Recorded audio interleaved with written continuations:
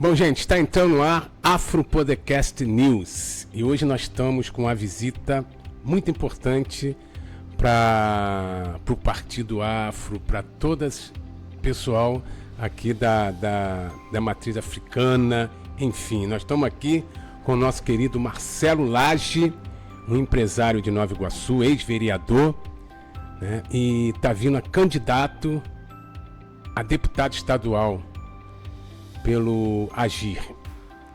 E nós vamos conversar com ele hoje para falar um pouco da vida desse homem público que está aqui conosco no Afro Podcast News. Bom dia, boa tarde, boa noite, Marcelo. Né, nós estamos aqui nesse podcast que é do Afro, Partido Afro, Podcast Afro News. Eu queria saber um pouquinho vamos botar assim a vida particular do Marcelo, como família, né? O que o Marcelo hoje apresenta para o nosso público, né? Como Marcelo família, como Marcelo político. Fala com a gente aí, Marcelo. Então, bom dia, boa tarde, boa noite, né? A gente não sabe o horário que vai o pessoal ao ar, né? tá no ar, isso aí. Então, eu sou o Marcelo Lage, sou nascido e criado em Nova Iguaçu, filho do seu Carlito, filho da Dona Maria Celeste, uma família de 5 irmãos. Construí minha família de 4 filhos com a minha esposa. Então, assim, eu tenho uma história no meu bairro, na minha cidade, onde ali eu construí minha vida e permaneço ali até hoje. Sou empresário ali no bairro de Miguel Couto, Nova Iguaçu, há 25 anos. Sou policial militar, né, da reserva remunerado. Quando ganhei eleição, fui vereador em Nova Iguaçu e já fui candidato a prefeito também. E hoje a gente está nessa vida pública porque a gente entende que a política precisa de algo diferente. E quem me conhece no Nova Iguaçu sabe que eu fui um político diferente. Eu não me rendia ao sistema, não me corrompia ao sistema. E por isso a gente vai nessa luta e a gente vai brigando, criando algumas desavenças políticas, porque a gente não concorda com as coisas erradas. E a minha vida pública é essa, a minha família me apoia, então a gente está aqui hoje para poder debater sobre esse tema tão importante que infelizmente as pessoas não gostam de debater, né? Eles discutem a política, mas não debatem a política. E a gente precisa entender que enquanto o brasileiro não debater política, em vez de discutir, o Brasil não vai melhorar de forma alguma. Marcelo, tu foi vereador, né, dentro de Nova Iguaçu, né? Pode falar um pouquinho da tua gestão como vereador? Pra gente saber um pouquinho do Marcelo como político, né? Que aí, a partir daqui, as pessoas vão ter até, né? Pô, esse é o cara. Então, em 2016, depois de eu nunca ter me envolvido com política, faltando um ano para a eleição, fui convidado, você pode ser candidato, você tem um potencial. Depois de relutar muito, eu aceito o convite de ser candidato a vereador em 2016. E com 10 meses de campanha, mais ou menos, um ano, um pouquinho menos de um ano, eu fui eleito vereador, né? Fui o mais votado da coligação do prefeito na minha primeira eleição. Então, sou muito grato. Não era o Agir mesmo, não? Não, eu fui eleito pelo Cidadania hoje. Ah, tá. Então, eu ganhei eleição, o vereador mais votado da coligação do meu prefeito também foi eleito. E logo 2 anos depois, porque eu fui ser candidato a deputado, ele não gostou. Aí a gente acabou cada um seguindo o teu caminho, né? E hoje eu me coloco à disposição política na minha cidade. Eu sou uma oposição que não me rendia ao sistema. E quem era oposição ontem, hoje já é governo. E quem era governo, hoje é oposição. E quem já foi governo e oposição, hoje já não sabe nem para que lado. É verdade. E a minha cidade, Nova Iguaçu, principalmente, ali é a pior geração de político da história de Nova Iguaçu. Se encontra ela hoje. Rapaz, será que é mesmo? Não tá lá em Belfort Roxo, não? Não, é Nova Iguaçu, com certeza. Mas, vamos lá, Marcelo. Agora, como vereador, você teve algum PL, algum projeto de lei dentro de Nova Iguaçu? Ou apoiou algum projeto de lei dentro de Nova Iguaçu? Então, eu tive alguns projetos, né, que acabou depois não indo à frente, mas eu fui autor de algumas leis na cidade, como a lei de proteção às mulheres, a lei de trânsito, que é hoje em Nova Iguaçu, quem pode pode avançar o sinal de 10 da noite às 6 da manhã, que não é multado. E tive leis também na saúde, que pôde beneficiar algumas pessoas, né? E a gente, infelizmente, a cidade, a gente teve outros projetos muito bons, como a Escola do Autista, a gente teve também projetos para o transporte público, né? Que infelizmente, 2 anos depois de mandato, o prefeito não deixou que eu fizesse mais, aprovasse mais uma lei no município. Eles esquecem que a desavença política não pode atrapalhar o povo, né? Então a gente precisa saber que divergência política ela não pode chegar a atrapalhar a vida do povo, que precisa dos projetos de lei que seja beneficiário a que o povo almeja, o que o povo deseja, né? Que o povo hoje fica ali, o que eu posso fazer, o que eu não posso, porque essa lei não foi para frente. Aí eles não sabem que porque o político, um não se bica com o outro e acaba um atrapalhando o projeto do outro. Então, assim, meus projetos foram muitos poucos que foram autorizados na cidade, né? Mas consegui aprovar algumas leis que hoje estão até em funcionamento na cidade, até nos dias de hoje. E tu pretende trazer essas mesmas leis hoje que você apoiou, implantou em Nova Iguaçu, trazer hoje para o Estado como um todo? Então, eu trouxe leis que já eram do Estado, mas que não eram implementadas na minha cidade. Ah, tá. Então, assim, inverso. mas como deputado a gente quer propor leis que possa beneficiar mais ainda a vida das pessoas.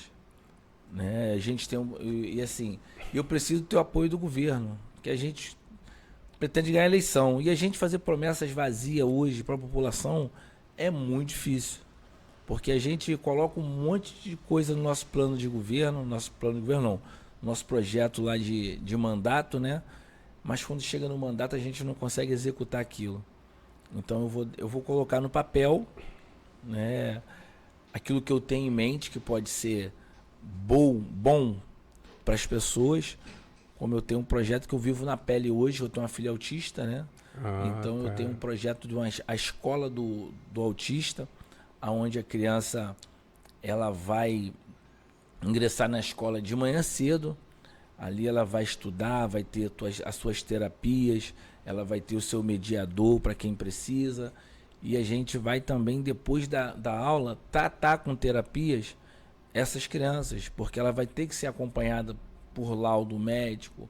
As pessoas precisam entender que as mães precisam trabalhar, então vai ser uma escola de tempo integral. Porque o que a gente mais vê, que tem autista que não, assim, infelizmente a gente precisa entender isso. Tem autista que não vai conseguir ser inserido numa escola regulamentar. Então a gente vai precisar criar uma escola que atenda de forma individualizada essas crianças com espectro de nível 3 de suporte.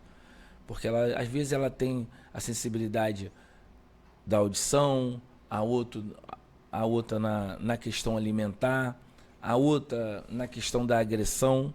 Então a gente precisa trazer essas crianças para dentro de um contexto onde elas vão ser tratadas na individualidade, porque o autismo, nenhum caso é igual ao outro. Qualquer um autista ele tem uma especificidade diferente do outro. Então a gente precisa que não pode ter somente o tratamento em grupo. Tem crianças que precisam ter tratamento individualizado. E não se falando só das mães, né? A gente precisa falar das crianças, típicas, né? Precisa falar das mães também, porque as mães também precisam de tratamento.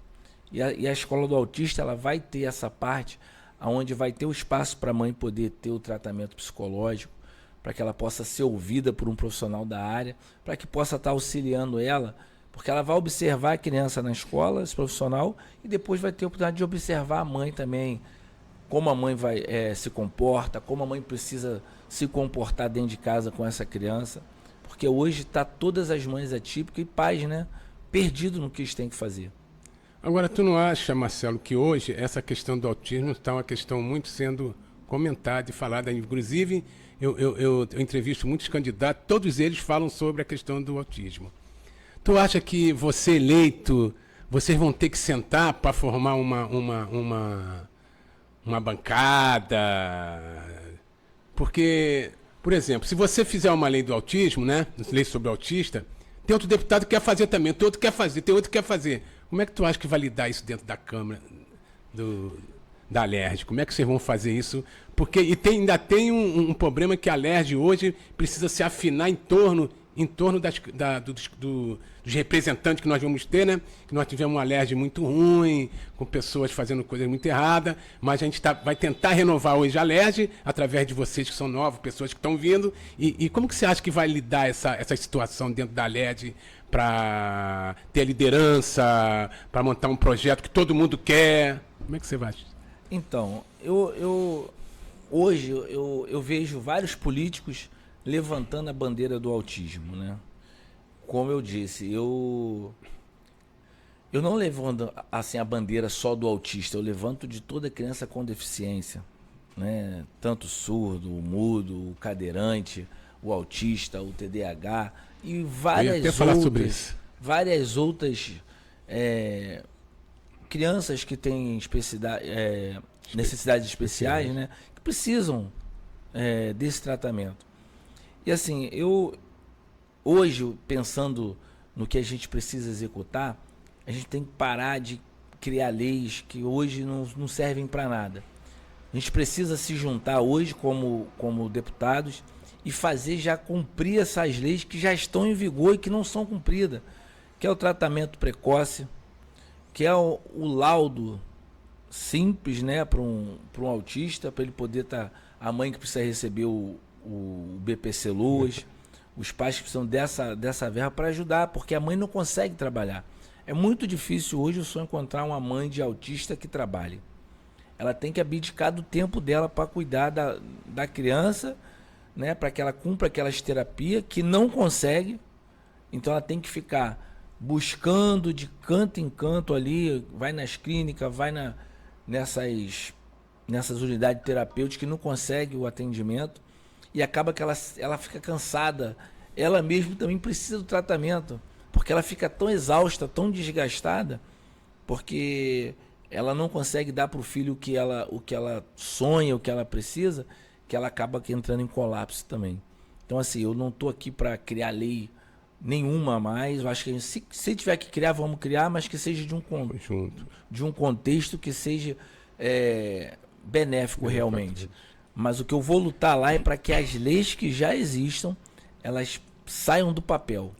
Que o autismo pare de ser balcão de negócio para alguns deputados. Que infelizmente hoje a saúde pública, principalmente na minha cidade, Nova Iguaçu, se eu falo com propriedade, lá virou balcão de negócio o tratamento de saúde de qualquer cidadão iguaçuano. E na Baixada Fluminense também não está sendo diferente. E a gente precisa melhorar a Baixada Fluminense. Mas como é que tu vê isso, Marcelo? Porque tu levantou uma coisa interessante. Normalmente uma bancada eleita dentro da Alerj, dentro do Congresso Nacional, dentro do Senado, seja qual for parte do Legislativo ou do Executivo, vamos dizer assim, você sabe que as pessoas ficam à mercê do governo, do governador, ou à mercê do prefeito, né? E aí o governador, ele usa o sistema, né? Vai para a Alerj, faz a bancada dele, acabou, porque ele tem a maioria, então a partir daqui a gente vai fazer isso, acabou, e não tem discussão. Você vai ser um desses deputados que vai aderir às demandas de um governador, se for de direita, se for de esquerda? Como é que vai ser? Como é que vai ser o Marcelo na Alerj? E aproveitando, bota a segurança pública que tá uma titica, né? E aí estão dizendo sobre segurança pública, um dia fala uma coisa, outro fala outra, todo mundo tem uma proposta, o Garotinho tem uma proposta, o Eduardo tem uma proposta, o Douglas Rua tem uma proposta, todo mundo tem uma proposta, né? Mas o que a gente está realmente vendo que todo mundo falou muito sobre isso, o Garotinho já foi governador, né? Ele disse que fez isso, fez aquilo, mas na realidade ninguém fez nada pela segurança pública que está aí porque eles comunaram com a segurança pública. Os governos comunaram com o PC, comunaram com essas facções que estão por aí. E você é um cara que entende um pouco acho que entende como, né? Entende de segurança pública. Então fala um pouquinho disso pra gente aqui, como é que vai ser o Marcelo na Alerj agindo diante dessas loucuras que a gente está escutando por aí. Então, vamos na primeira pergunta, que é a questão da bancada, né? A primeira coisa, quando eu sou candidato, e eu deixo ao partido uma questão bem clara. Eu não ajudo o majoritário que eles querem. Eu posso ajudar se tiver na mesma linha de pensamento e convicção que eu tenho. Portanto, hoje o meu partido apoia Douglas Ruas e eu estou apoiando o Garotinho. O partido, quando me aceitou, já sabia que eu não teria essa obrigação, até porque é uma coisa muito pessoal, né? Assim, quando você ganha uma eleição com o governador, você tá ali para fazer aquilo que você tem vontade e o governador tá ali para te dar o respaldo. Mas não é uma questão ideológica? Por exemplo, você não apoia o Douglas Rua, apoia Garotinho. Mas se você for eleito, você tem que respeitar um estatuto, sei lá, respeitar Não, assim, a ideologia do teu partido, que trabalha com a direita ou com a extrema-direita, ou não trabalha com a direita, trabalha com a esquerda. o que você tem que fazer? Como funciona a Câmara? Funciona porque a Câmara ela trabalha por votação, né? Se você faz parte do governo, igual você vê hoje, a Câmara nunca aconteceu isso na vida. A Câmara não, a Assembleia, né? A Alerj, ela elegeu o Barcelar, que é do Comando Vermelho, com 70 votos.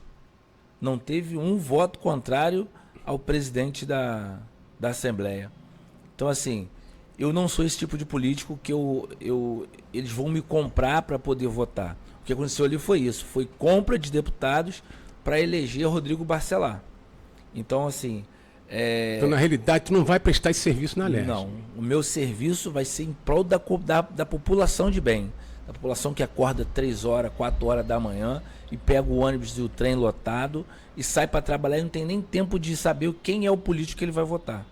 Porque ele está mais focado no trabalho dele do que na política. E a política, quando você não passa a ter o conhecimento, eles fazem o que estão fazendo no Rio de Janeiro hoje. Estão roubando os cofres públicos e o carioca não consegue chegar em lugar nenhum com a saúde, com a educação, com a segurança. A cada dia que passa, essas instituições, né, que deveriam prestar um bom serviço, acaba defiando, ficando mal, e a gente não consegue entregar para a população o serviço que ela tanto clama, né? Que são os 3 pilares: saúde, educação e segurança. Então, assim, não tenho político de estimação, não vou votar porque o partido acha que eu tenho que votar, porque o governador ganhou a eleição comigo e acha que eu tenho que aprovar uma coisa que eu não sou a favor. Eu vou votar dentro das minhas convicções e que eu seja o mais honesto possível com o povo que me elegeu. E o palanque que tu sobe hoje? Tu sobe no palanque do Douglas Rua, não? Não, o Douglas Rua eu não apoio ele, não é por nada. Seria meu candidato se o Garotinho não fosse o candidato. Mas o Garotinho é uma questão de gratidão, certo? Fui policial não, eu no digo o seguinte, dele. você não sobe hoje no palanque do Douglas Ruas. Não, porque eu sou Garotinho, né? Eu escolhi um lado. Quando a gente escolhe um lado, a gente tem que ser fiel àquele lado que a gente escolhe. Mas vamos supor que deu um segundo turno. Eu tenho que apoiar Douglas Ruas. Se caso ele ganhe do Garotinho e vá para o segundo turno com o Eduardo. Mas a minha luta hoje é que o Douglas Ruas suba no palanque com a gente para apoiar Garotinho no segundo turno. Né? Então, essa é a nossa luta. Pode acontecer ainda? Se Deus quiser, não é impossível. Mesmo contra tudo e contra todos, contra o sistema, contra a imprensa e contra essa classe política que está hoje reinando no Rio de Janeiro, a gente vai lutar sempre. O que for para libertar o Rio de Janeiro, e principalmente a Baixada Fluminense, e principalmente a cidade de Nova Iguaçu, a gente vai lutar até o fim. E se tiver que colocar a vida em risco pela melhoria de toda a Baixada Fluminense, a gente vai colocar. Eu não estou aqui para ser amigo de político. Estou aqui para obedecer o que o povo quer. O que seja melhor para o povo. Porque eu não sou... de grupo político, eu sempre caminhei só, por isso a gente às vezes tem a dificuldade de chegar onde a gente almeja, né? Mas eu tenho comigo que, graças a Deus, eu ando na rua de cabeça erguida, eu não preciso usar de dinheiro público para que eu tenha meus ganhos. Eu sou empresário, sou funcionário do Estado, eu tenho a minha renda, não preciso me render ao sistema para que eu tenha algum ganho na minha vida. Entendeu? E a segurança pública? Então, a segurança pública, hoje eu vou falar para você de uma questão que acontece na minha cidade. Hoje estão levando um batalhão para lá, né? E Nova Iguaçu vai ter um batalhão de polícia. Se eu fosse deputado hoje, eu também lutaria para que o batalhão fosse instalado em Nova Iguaçu. Mas o que eu fico chateado com os políticos que ficam fazendo politicagem em cima de uma obra dessa, dizendo que com um batalhão, Nova Iguaçu, a segurança vai melhorar, é que eu acho errado. Tá? A obra é de suma importância, um batalhão é de grande importância para a área de Nova Iguaçu, mas eu quero que a população não vote por causa de um prédio que vai se instalar os policiais. A gente precisa entender que a gente precisa de segurança, e a segurança só vai ser melhorada no Estado se ela trabalhar com inteligência, cortando na própria carne, tirando os maus policiais, que hoje verde essa farda bicentenária, que é de suma importância, é a última linha entre o bem e o mal, é a polícia militar, que eu sou apaixonado, né? E a gente precisa entender isso. Não vamos, iguaçuano, não vamos se iludir com construção de batalhão, dizendo que isso vai resolver todo o problema de criminalidade na cidade de Nova Iguaçu. Vou dar só um exemplo aqui. Caxias tem tráfico? Tem. Tem. Tem. Belfor Roxo tem tráfico? Tem. Na Maré tem tráfico? Tem.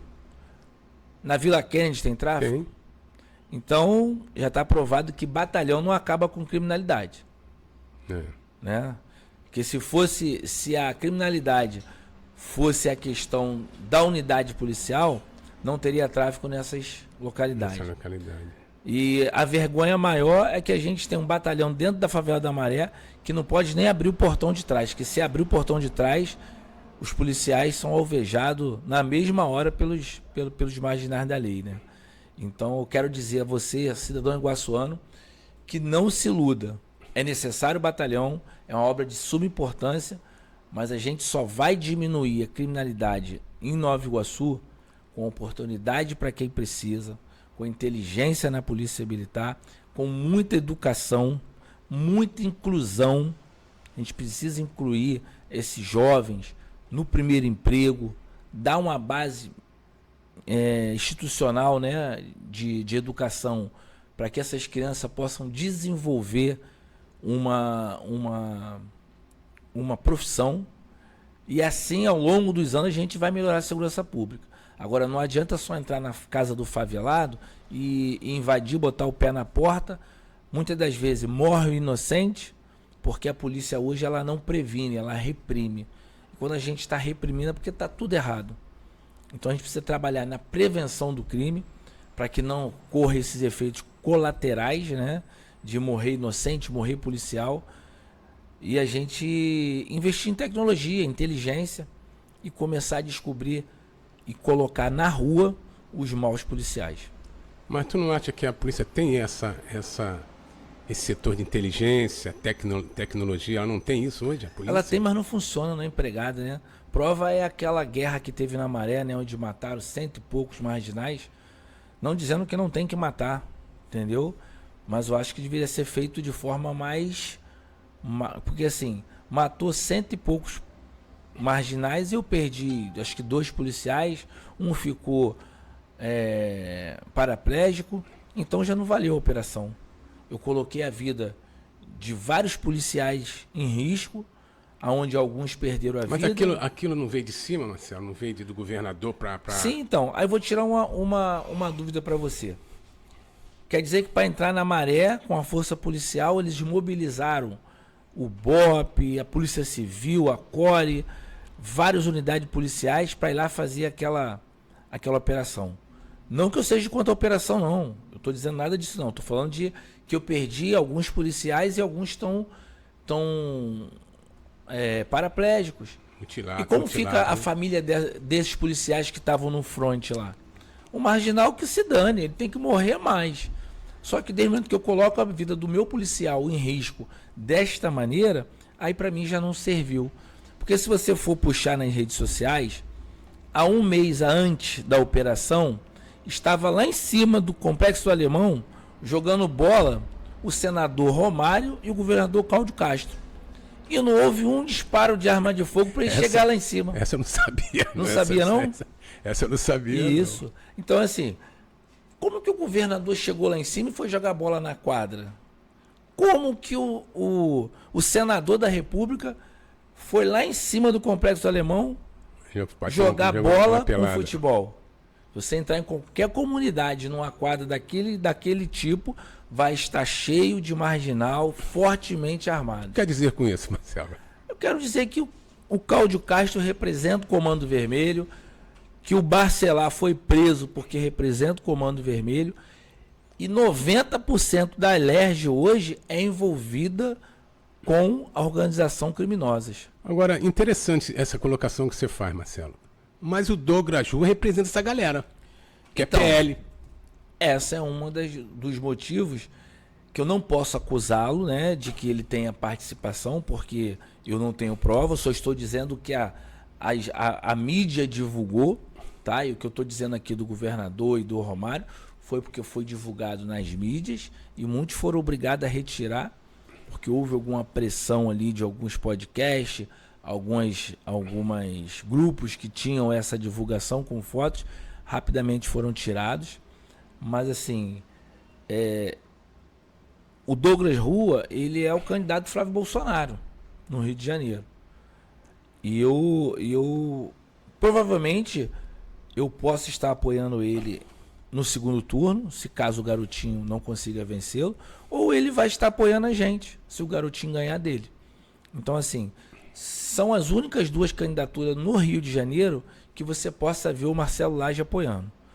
Douglas Rua, por ser um cara de direita, e o Garotinho, por ser um cara de centro ali, com muitos projetos sociais, como Cheque Cidadão, Restaurante Popular, Farmácia Popular, Casas Populares, mais de 3 mil casas entregues a R$1 em Nova Iguaçu e outras pelo estado do Rio de Janeiro.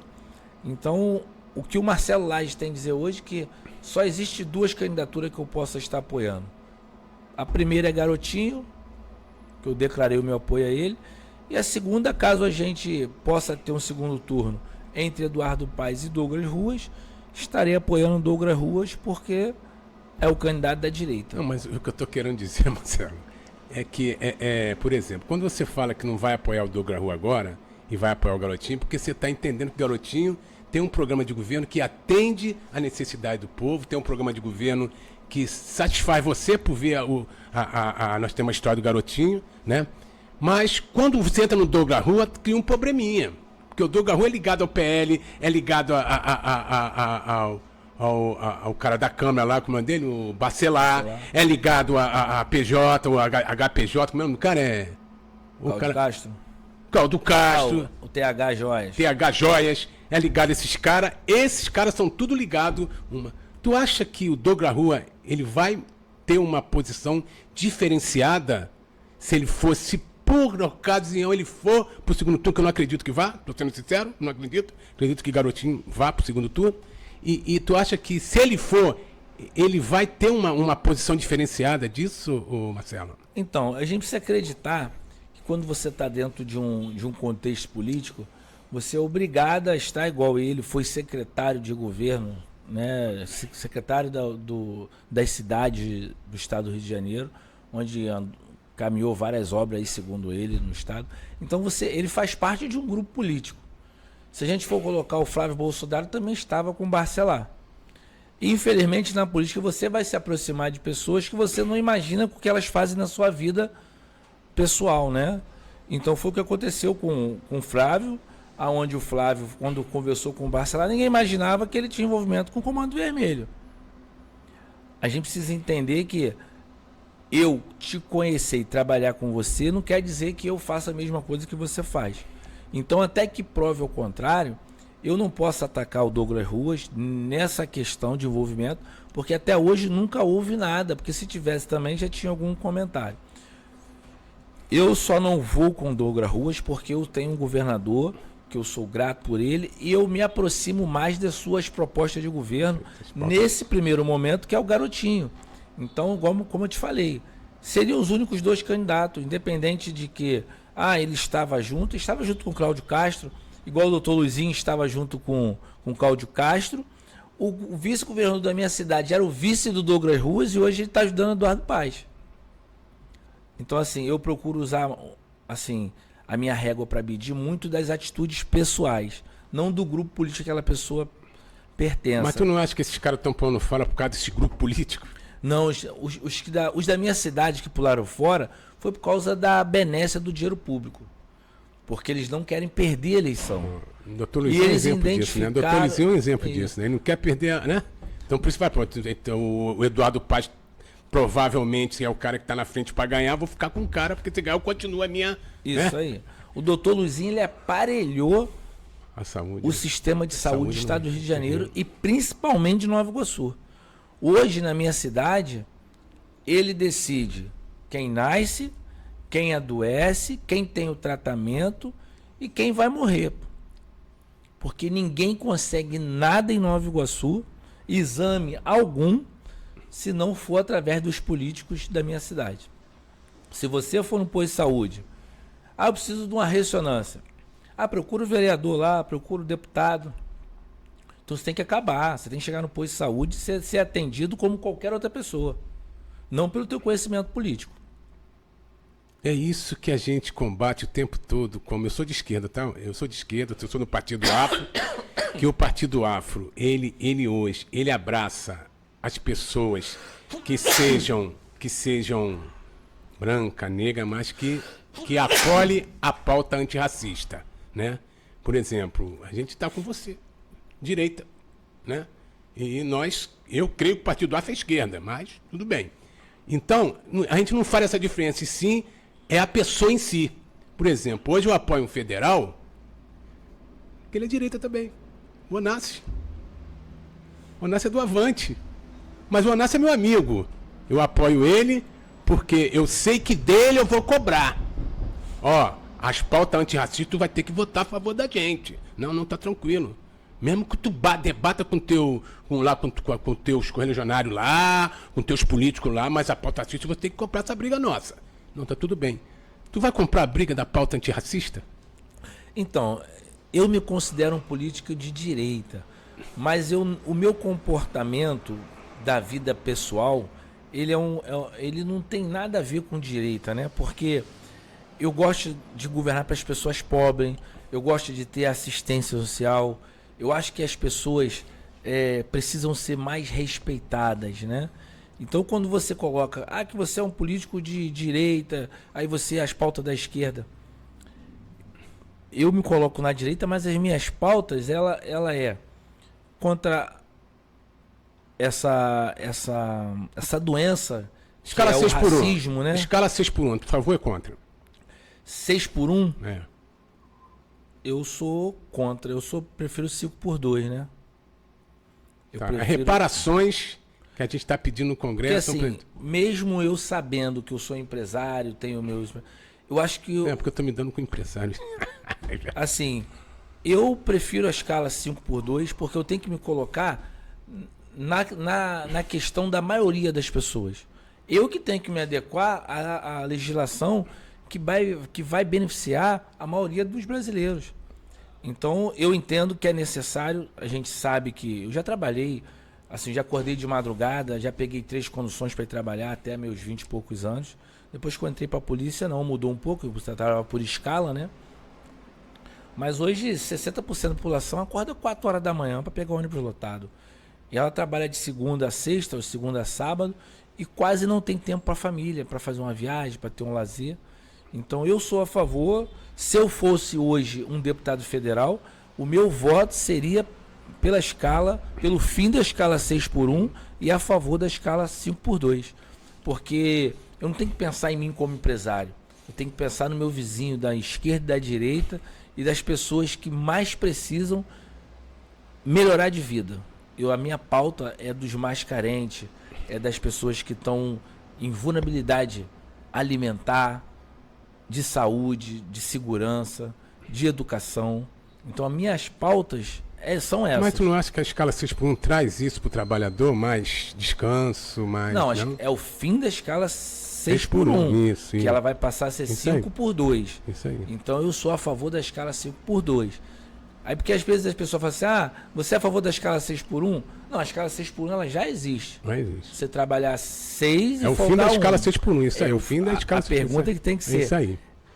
Você é a favor do fim da escala 6 por 1? Sou a favor. Eu sou a favor da escala 5 por 2, que a pessoa trabalha de segunda a sexta e folga sábado e domingo. Dando também ao empresário a liberdade, que também a gente precisa ter essa flexibilidade. Que aí também acabou o final de semana. O trabalhador precisa entender isso. Que a nova lei, ela propõe isso. Depois acabou essa questão de você ter o sábado e domingo como folga. Você pode ter a segunda e a terça, o domingo e a segunda, a sexta e o sábado. Então não é que você vai folgar todos os finais de semana. Aí algumas empresas vão ter que se readequar. No caso da minha, que eu funciono lá de segunda a sexta. Já tem empresa fazendo isso, né? Já procurando fazer esse... Eu também, já vou me adequar. Já tem uma empresa fazendo, tem uma amiga minha que trabalha, já está trabalhando um dia sim, um dia não. No mercado, nunca vi isso, no supermercado trabalhando um dia sim, um dia não. É o que eu já estou prevendo para minha empresa, é reduzir a quantidade de funcionários por dia e colocar eles dia sim e dia não. Que aí vai trabalhar seguido, direto. Outra coisa que é importantíssimo, que a gente fala, comenta muito sobre as privatizações. O que tu acha das privatizações? Porque, veja só, quando o Caldo Crasso pega a SEDAI e faz aquela venda da SEDAI, né? Hoje quem paga é a gente. Hoje nós temos aqui na Zona Oeste, não sei se está, deve estar lá, Águas do Rio. Hoje a Água do Rio, o preço é um absurdo. Os caras estão fazendo uma lenha dentro da Zona Oeste. E a gente fala para os caras, privatizar não é a solução. A solução é manter o governo tocando isso, os órgãos públicos e os deputados fazendo né? Acompanhando-se de perto, porque o trabalho do deputado seria esse, acompanhar as coisas de perto, ver o que está acontecendo, o que não está acontecendo, fazendo lei para que as coisas ficam equiparadas, etc. O que tem de falar sobre isso? Então, eu sou meio avesso com as estatais, né? Eu acho que a Petrobras é uma empresa fundamental que não pode ser privatizada nunca, pelo menos nesse primeiro momento, ainda mais que os combustíveis hoje vai ter que aguardar como vai ser a Petrobras daqui para frente com esses carros elétricos no mercado. Como vai ser esse... Não, porque o combustível ele tem outras formas, né? Ela tem o pneu, o asfalto e outras milhares de coisas que o petróleo faz. Mas assim, eu acho que a gente tem que ter a nossa agência regulatória. Porque sem as estatais vira monopólio. A SEDAI faz o que quer. A SEDAI não, a Água do Rio faz o que quer. Hoje que ela não tem concorrência. Entendeu? Então ela vai cobrar o preço que elas têm que cobrar. A Light é a mesma coisa. A Light é a mesma coisa. Então eu sou contra privatizações que a população dependa delas para que seja regulamentada a disputa do preço, para que regule o mercado financeiramente. Você não pode deixar na mão de uma empresa privada. Vou dar um exemplo hoje que acontece com o cimento, tá? Que são empresas privadas e que o cimento aumenta 3 vezes, 4 vezes no mês tem vez. A empresa ela aumenta e abaixa toda hora, ela faz o que ela quer no preço. Então a empresa chamada CSN, que é até nova no cimento, deve ter uns 10 anos para cá, um pouquinho mais ou um pouquinho menos. Essa empresa ela bagunça aqui no Rio de Janeiro. Toda hora o vendedor manda uma mensagem que o cimento vai sofrer reajuste. O cimento vai sofrer reajuste. Mas o óleo não aumentou, o transporte, o frete não aumentou. Por que o cimento está aumentando assim? Porque não tem uma agência que regule isso. Fica a bel prazer do empresário. Então eu acho que a Petrobras, a Eletrobras que foi privatizada, não deveria. O Correio, eu já acho que perdeu a função. Perdeu espaço, né? Não, ele perdeu a função, porque não se faz mais carta hoje. Hoje as pessoas querem comprar pela internet. O Sedex já não é tão viável hoje. E o que tu acha que deve fazer com esses funcionários do Correio? Não, tem que manter. Você tem que realocar eles. Ou você enxugar o Correio só com os concursados. E você continuar com esse serviço até que essas pessoas se aposentem. Ou o governo possa absorver essas pessoas em outras repartições. Porque o Correio ele se perdeu ao longo dos anos. Ele passou a ser... quem vai enviar um Sedex? Quem vai enviar uma carta? Hoje ela ainda consegue funcionar, porque tem o Sedex que você envia ali os pacotes, você está com pressa, mas com o Mercado Livre no mercado, Shopee, eles vieram e acabaram com essa necessidade do Sedex, né? Hoje você envia o WhatsApp, você manda um e-mail, não precisa mais de correio. Antigamente tinha que ir no correio botar um monte de carta, pagava o selinho lá, ainda postava X para poder postar, e se fosse no Sedex 10 era um valor, se fosse o Sedex normal era outro. Então acho que perdeu a função, porque hoje o documento com o Gov, você tinha que enviar o documento assinado, carimbado, reconhecido firma no cartório. Verdade. Então você tinha que chegar com ele lá em Manaus, lá em São Paulo, com ele ali em papel timbrado pelo cartório.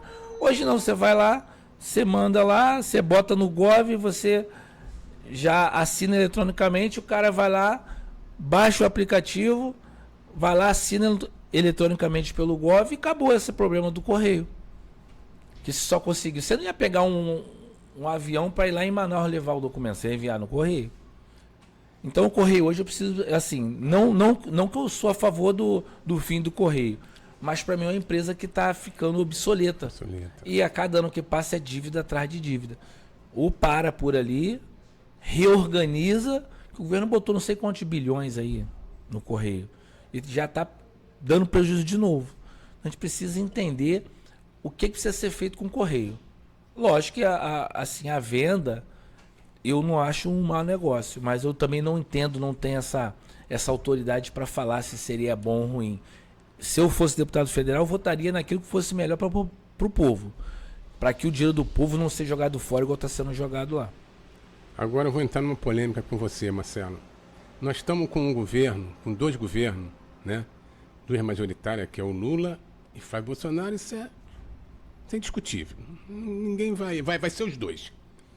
Mas nós estamos com o Flávio Bolsonaro, que tem um problema de gestão política, ele tem um problema de estar... Agora, na última campanha dele, ele falou que vai alinhar com Trump, vai alinhar com Israel e vai alinhar com a Argentina. Como é que tu vê isso aí, Marcelo? Então, cara, eu nunca votei no Lula, né? Sempre votei nos governos de direita. E hoje eu não vi o Flávio como candidato. Ainda não consigo aceitar o Flávio, porque eu achava que o candidato seria o Tarcísio. O melhor nome para mim. É o nome que se equiparava ao que eu tenho de pensamento. Não que seja tudo que eu pense, mas a gente nunca vai conseguir. Mas o Tarcísio seria um bom nome para apaziguar essa polarização que o Brasil tem.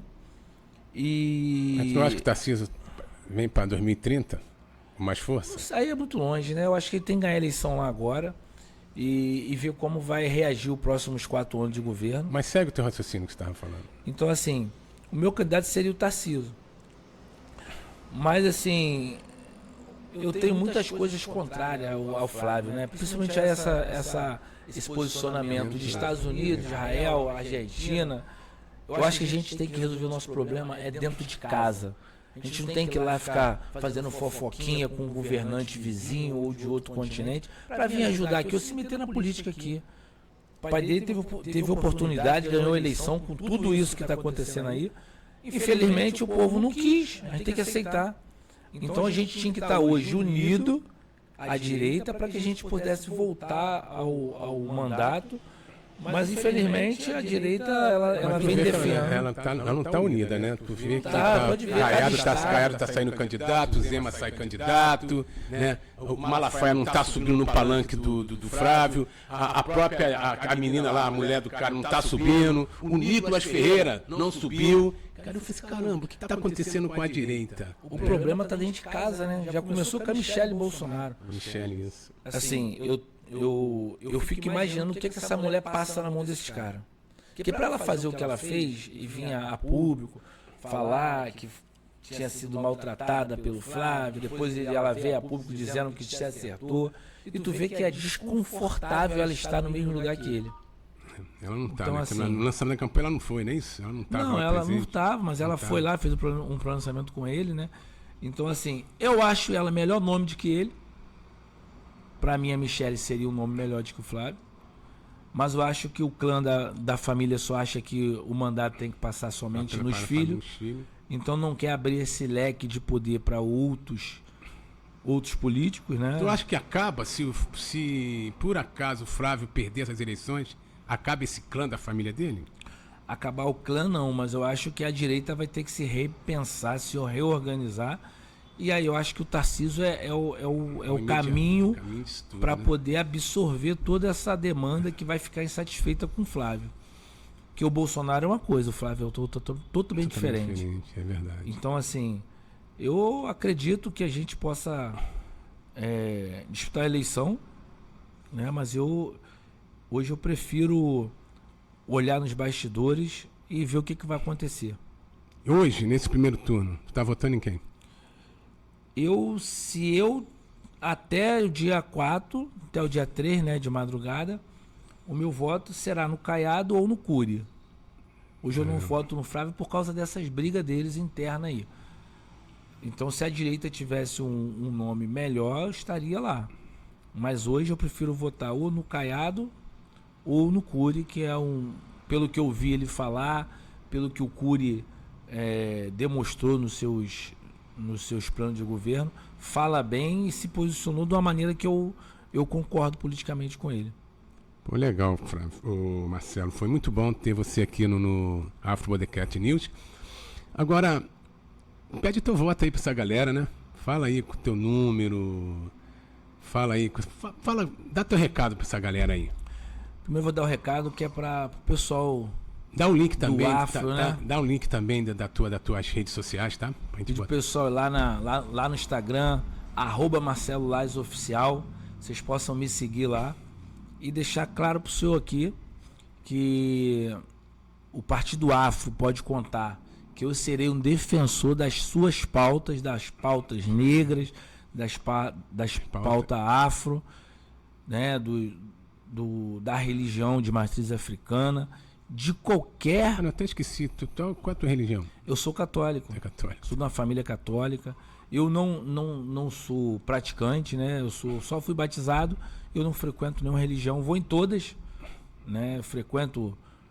Tem amigos que são de Umbanda, eu vou lá, participo das festas, vou à igreja evangélica, vou à igreja católica e respeito a todos da melhor maneira possível e não estou aqui para discriminar, estou aqui para a gente poder ajudar a todas as religiões a disseminar a tua crença, a tua fé, para que a gente possa ter uma sociedade mais unida, mais inclusiva, principalmente nessas pautas que a gente vai defender do Partido Afro, contra o racismo. A gente tem que acabar com o racismo no Brasil e que a gente tem que trazer a sociedade com sentimento para que ela possa entender que não é a pele da cor que define o caráter de uma pessoa.